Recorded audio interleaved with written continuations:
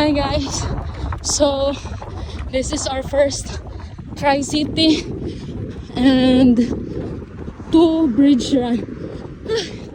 Kapoy siya. So karon na namin sa peak or kinatasaan nga part sa Sisilex. So hinay kay mong pacing diri na ami sa 9 minutes and 5 seconds ang among pace kay hangos kayo pasaka.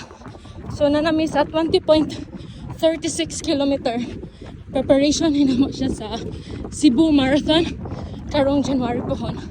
So yeah, padulhog na mi. So ni-keep up na among pace.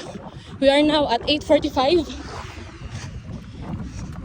So lucky lang no, first time ni namo ni saka si Selex ng init. So lucky lang kaayo kay ang adlaw naa sa mong likod. Wala ni sugat namo. So see ya later.